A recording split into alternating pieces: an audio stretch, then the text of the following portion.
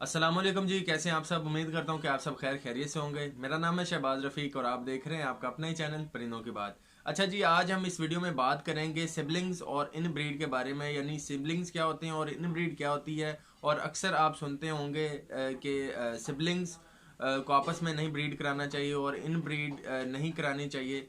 और इसके बारे में मतलब डिटेल में आज मैं आपको इंशाल्लाह बताऊंगा कि अगर इनको ब्रीड नहीं करवाना चाहिए तो क्यों नहीं करवाना चाहिए और सिबलिंग को आपस में क्यों नहीं लगाना चाहिए। तो हाँ जी, वीडियो को शुरू करते हैं, बिस्मिल्लाह करते हैं। सबसे पहले मैं बात कर लेता हूँ सिबलिंग्स के बारे में। सिबलिंग्स एक्चुअली उन दो जानदारों को कहा जाता है जिनके पेरेंट्स जो हैं वो सेम हों।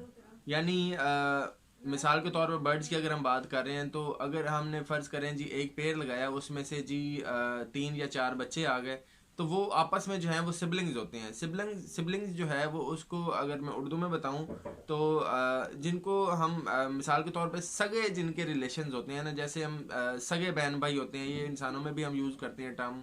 और जितने भी जानदार हैं उनमें ये यूज़ होती है जिनके पेरेंट्स जो हैं वो सेम हो। ठीक है। और जिनमें जो है वो सगे बहन भाइयों को, यानी मतलब एक ही पेड़ के जो चिक्स होंगे ना, उन चिक्स को हम बोलेंगे सिबलिंग्स, यानी वो सगे बहन भाई होंगे उनमें से। और इसके अलावा मैं बात कर लेता हूँ जी इन ब्रीड के बारे में। तो इन ब्रीड वो चीज़ होती है, यानी कोई भी, जैसे हम ब्लड लाइन जो है वो कैटेगरी मेंटेन करते हैं। जैसे कि मिसाल के तौर पे एक पेयर है, उसने चिक्स दिए 3 या 4, उनको हमने रोका।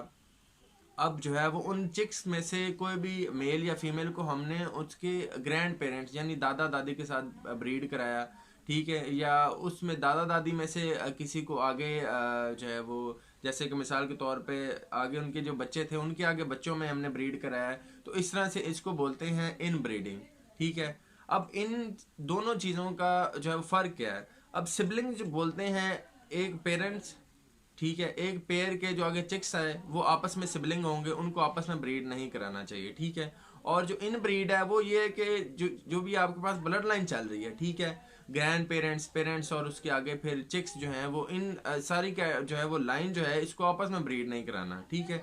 अब इनको क्यों नहीं ब्रीड कराया जाता, उसकी वजह मैं आपको बता देता हूँ। देखिए, जब भी सिबलिंग्स को आपस में ब्रीड कराया जाता है या इन ब्रीडिंग कराई जाती है, जैसा कि मैंने बताया कि इन ब्रीडिंग क्या होती है, तो इस तरह से होता क्या है कि जो ब्लड लाइन है ना वो वीक हो जाती है। ठीक है।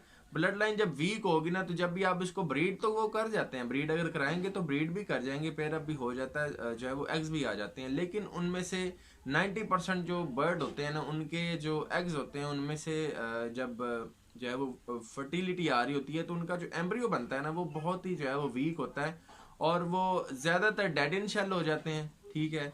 या फिर अगर चिक्स निकल भी आते हैं तो निकलने के साथ ही जो है वो 1-2 दिन में जो है वो एक्सपायर हो जाते हैं। तो ये जो है वो इश्यूज आते हैं इन ब्रीडिंग से। और इसके अलावा ये सिबलिंग्स को आपस में लगाने से। ठीक है।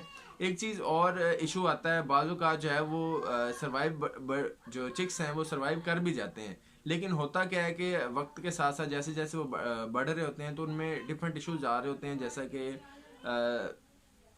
उनमें स्प्लिट लेग्स वगैरह का इशू आ जाता है, चोंच में इशू आ सकता है, फेदर्स में इशू आ सकता है। ठीक है। उनमें इशू ये आ सकता है कि पर जो है वो प्रॉपर तरह से प्रॉपर तरीके से डेवलप नहीं होंगे, या लेग्स में इशू आ जाएगा, लेग्स प्रॉपर तरीके से जो है वो डेवलप नहीं हो पा रही होती, या चोंच उनकी ख़राब हो जाती है, उनकी शेप चेंज हो जाती है। ठीक है। अगर बर्ड सर्वाइव कर भी जाता है तो उसमें इतनी जान नहीं होती, वो बड़ा कमज़ोर और वीक पैदा होता है और वीक जो है वो आगे ग्रोथ कर रहा होता है। तो ये सारे सिम्टम्स और ये सारी चीज़ें जो है वो इन ब्रीडिंग और सिबलिंग्स को जब हम आपस में ब्रीड कराते हैं तो ये इशू आ रहे होते हैं। बहुत से नए फैंसियर्स ऐसे होते हैं जिनको इन चीज़ों के बारे में नहीं पता होता। वो क्या कर रहे होते हैं, यार बर्ड ये इनको आपस में लगाओ और ब्रीड बस कराओ। तो आपने जब भी, ये उन लोगों के लिए बड़ी हेल्पफुल होगी जो कि बर्ड बिजनेस में नए हैं, जो नए आ रहे हैं, जो अभी आना चाह रहे हैं। ठीक है। तो ये उन लोगों के लिए बड़ी हेल्पफुल होगी। ठीक है जी। और तो इस तरह के बर्ड्स को आपस में आपने कभी भी ब्रीड नहीं कराना।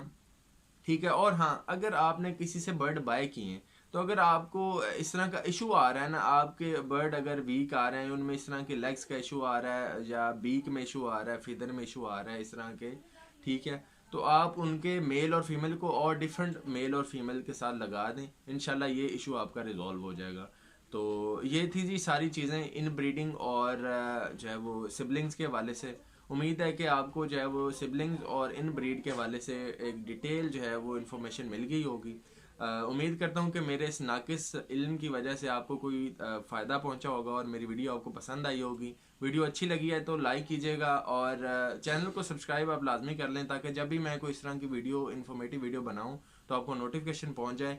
और इन्फॉर्मेटिव वीडियोज़ को शेयर लाजमी किया करें, क्योंकि शेयर करना भी सदका जारी है। तो इंशाल्लाह आपको सवाब भी मिलेगा इंशाल्लाह। तो सवाब की घर से आप इस वीडियो को लाजमी शेयर करें। इंशाल्लाह मिलते हैं किसी नेक्स्ट वीडियो में। आज के लिए इतना ही। अल्लाह हाफिज़।